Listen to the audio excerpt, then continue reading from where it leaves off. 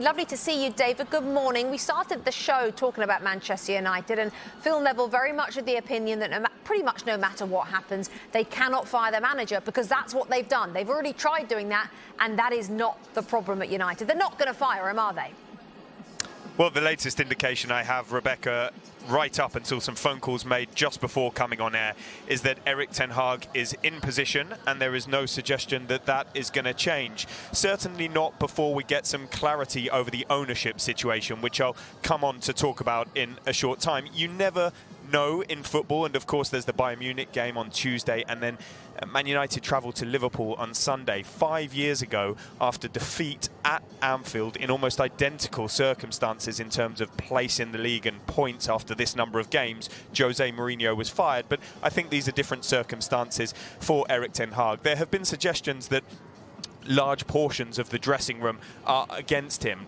I don't know on the accuracy of those reports. It wouldn't surprise you if the likes of Rafael Varane, Jadon Sancho, who aren't playing, are not going to be happy. But when you see that Chelsea result, and you mentioned the inconsistency there, it looked like he had players on board. So they're going to have to try and get on from this position, especially amid the uncertainty. And when you think back to last season, the progress was vast. They won a trophy, they got to another cup final, and they qualified for the Champions League. But this is all shrouded in the ownership situation, the uncertainty off the pitch.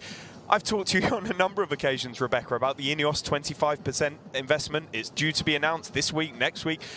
It still hasn't been, but we are assured it is just a matter of time. And there were visitors to Old Trafford from the Ineos group, Dave Brailsford and Jean-Claude Blanc. They met with individuals such as John Murtagh, football director, and Patrick Stewart, the interim chief executive. Those specific positions are expected to come under scrutiny in time, and those are among the major decisions that Ineos, once they come in, once they've been ratified, there'll be a 6 to 8 week owners and directors test that will have to be made.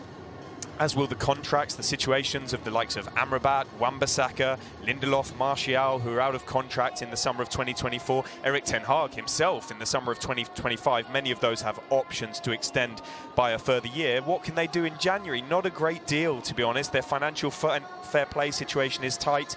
They need to raise money. They need to get Jadon Sancho out, or use him again if he's going to start playing.